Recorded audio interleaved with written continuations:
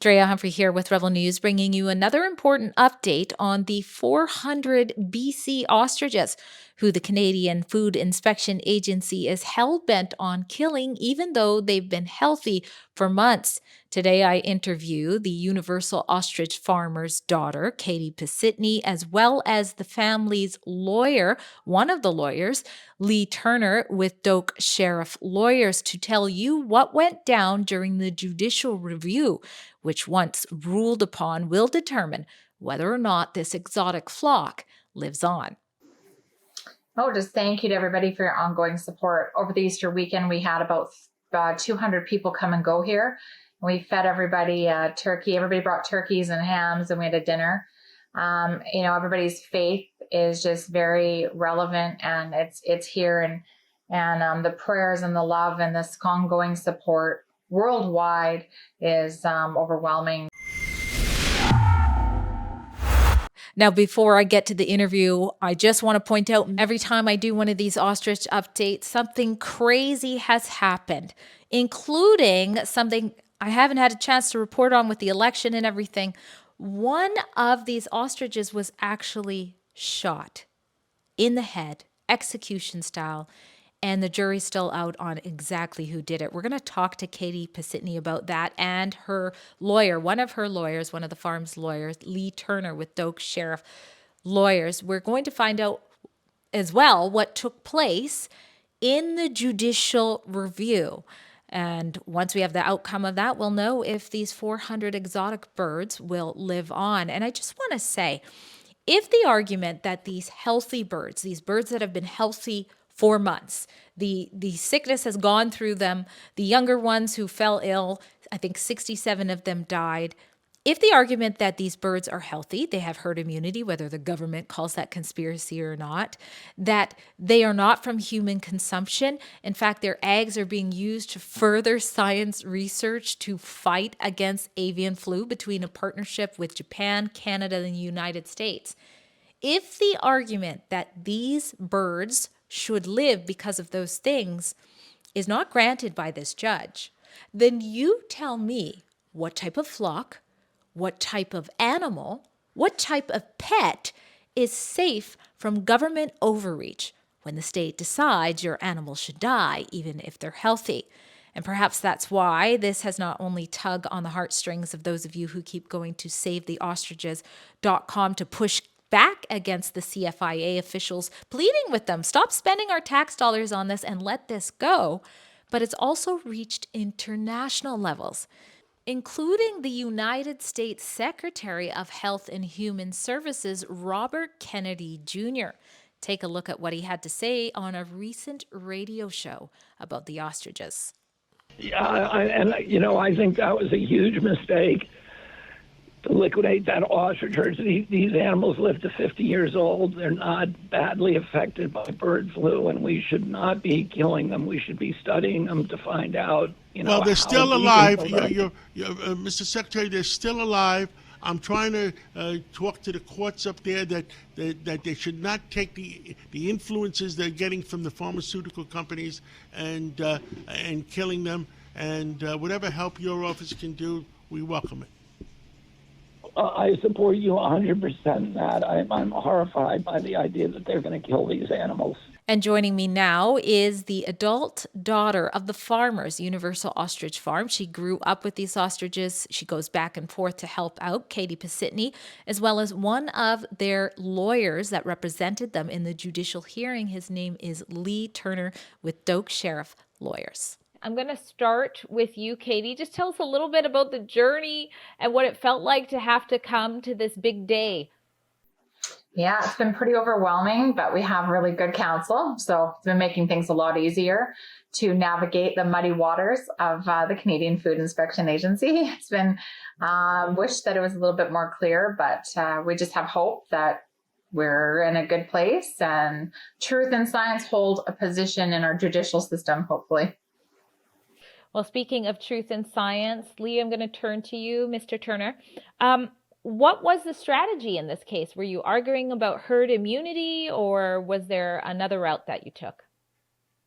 Well, we did certainly mention that, but I think the the aspect of it that the court could really consider and focus on was what was known or ought to have been known at the time the decision was made. So we had to focus on more whether the decision was reasonable at the time that it was made, based on the information that was available, based upon the policies that CFIA said that they had in place and that they said they were following. And so we took the position that there was information that was known to them or available to them that they did not properly consider. Also, that we took the position that there were aspects of their policy that they did not follow, including the World Organization for Animal Health's terrestrial code, which they indicated they felt bound to follow. We argued that they had not properly interpreted and applied that policy as well.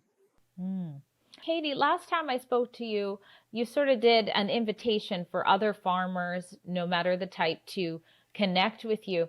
What have you been hearing since your story has been getting out there? Is there any difference in how other flocks have been treated in the same type of situation? Yeah, definitely. There has been, reported stories of different situations of culling, and that have reflected in it's putting the pressure on the farmers, where the farmers give up. Like they're tired. It's tiring out our farmers.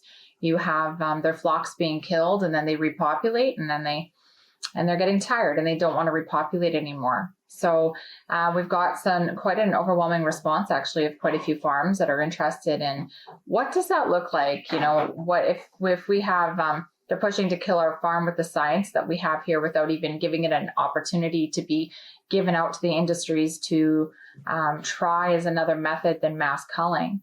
What does it look like if we try to protect the science altogether? And they're really interested in the science. They want another option to give them some reprieve and maybe stay in the industries.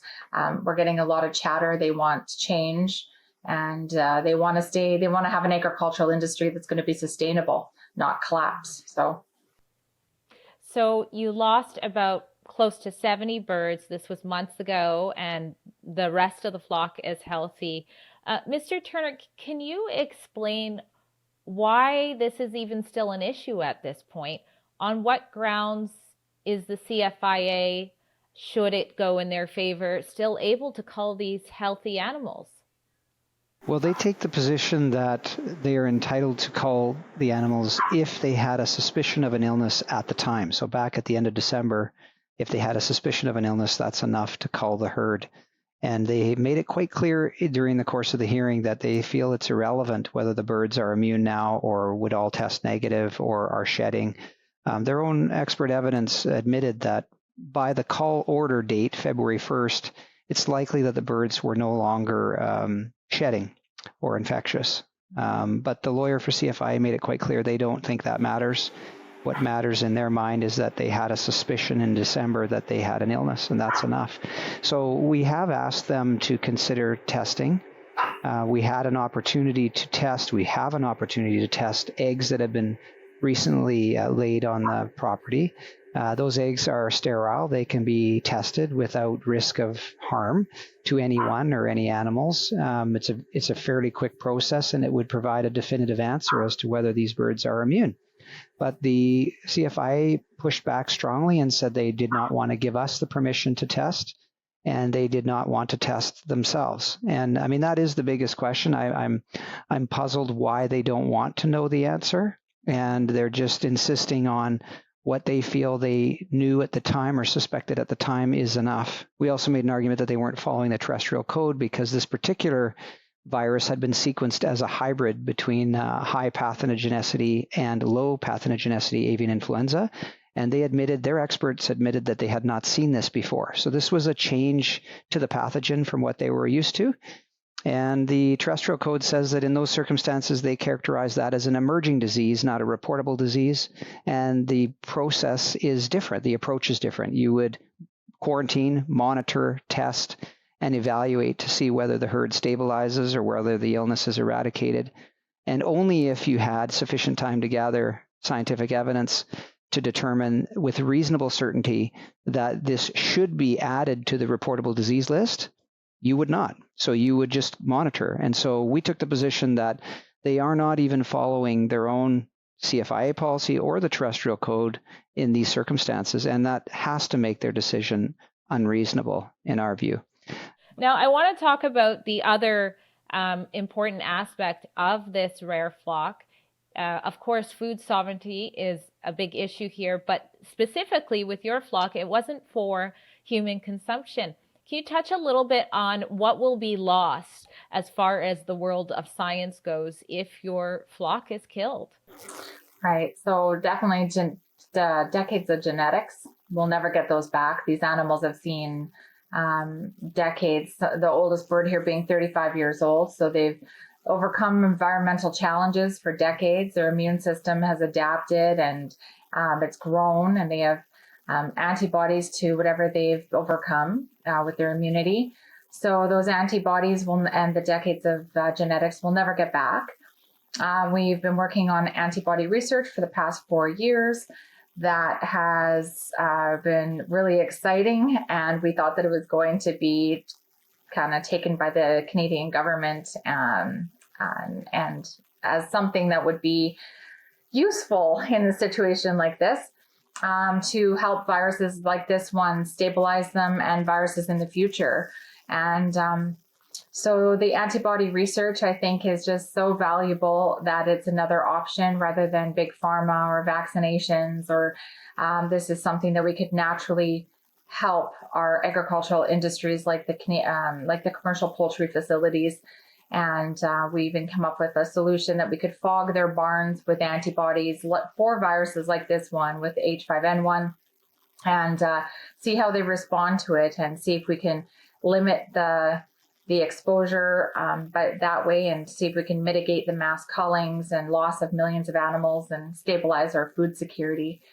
Dre, I was going to say the one thing that's, I think, important to remember is that my understanding is that the birds that were on the farm that were there during a previous infection from a few years ago, none of those birds showed any signs of illness, and none of those birds died.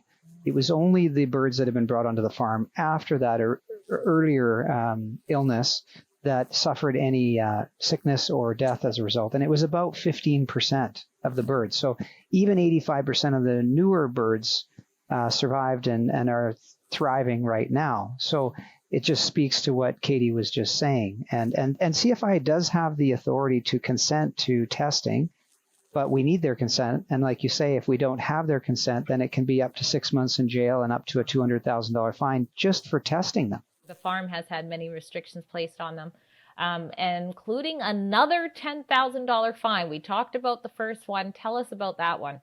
So the first one was for not reporting a reportable disease, which, like Lee just said, so that falls in that. We didn't think it was H5N1. There's not been a reportable H5N1 case in Canada, an ostrich. We thought it was Pseudomonas back from 2020. We did report it to our vet. We called our vet like we would in any normal situation. The second fine that we have now was for not complying with their new quarantine measures that came, I think it was like 70 days after we were in quarantine. These new quarantine measures they wanted to put onto our farm, like netting our pond. While netting the pond would also lead into some other bigger issues like waterfowl and animal birds getting caught in netting. That pond that our ostriches don't even have access to. So they're just challenging us. They're using up our time. They're using up our resources. They had ample opportunity at multiple visits to be here, do their visit, and then go back to their desk and write us up in a report and give us a fine then. But they're going back, a month prior, and they're fining us a month later. Or it's just it's unfortunate, and it's a lot of wasted time, because I think there's a big opportunity here again. Stamping out is not working. Stamping out is stamping out natural immunity, and we're going to run into a real problem by eliminating nature's most powerful defense system that we have here on this planet. So yeah, it was really unfortunate in a time like this. You want everybody to pull together and protect these animals, or any animal. We had a local gun club. We're piecing this together, but this is factual, that the local gun club had a meeting which resulted in a local discussing the farm and kind of raising, I think, a little bit of hype and whatnot about our situation here, using their platform. which resulted in a letter going out to 79 gun members with the phone number for Canadian Food Inspection Agency and Courtney Fotheringham's name on it, if anybody needed to get a hold of them. And then a couple days later, we had one of our hens were shot in the middle of the night. Yeah, she was a 12-year-old hen of ours, and she's absolutely greatly missed.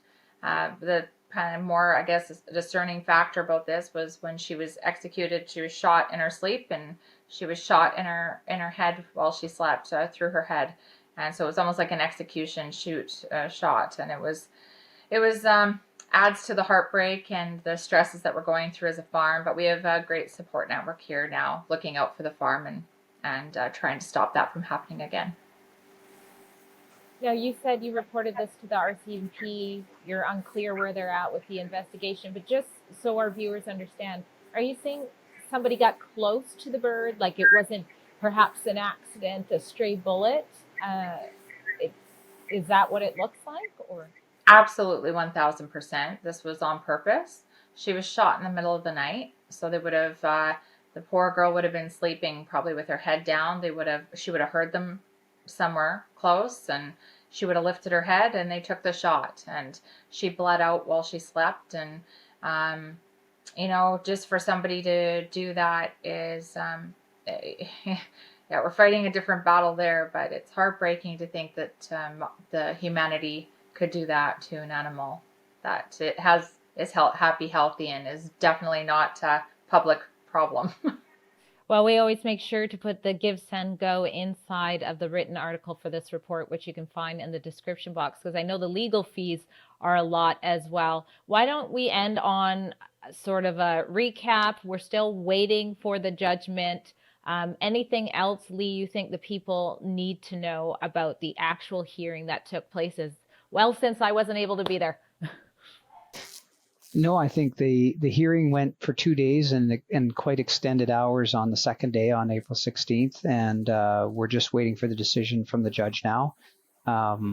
We would expect with a case with this much material and its importance, it would take a little bit for the judge to get through everything and write the decision. So we're just waiting to hear from the court. Any last words, Katie? Oh, just thank you to everybody for your ongoing support. Over the Easter weekend, we had about 200 people come and go here. We fed everybody turkey. Everybody brought turkeys and hams, and we had a dinner.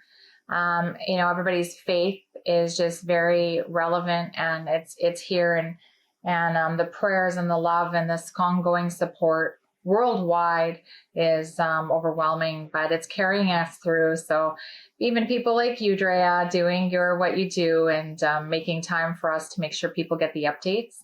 It all matters, and we're all trying to stay on the right side and just do the right thing and protect what is so meaningful to all of us. And that starts with food security and the opportunity to have something else in big pharma in our life. Go to savetheostriches.com to find out more about this story and to push back.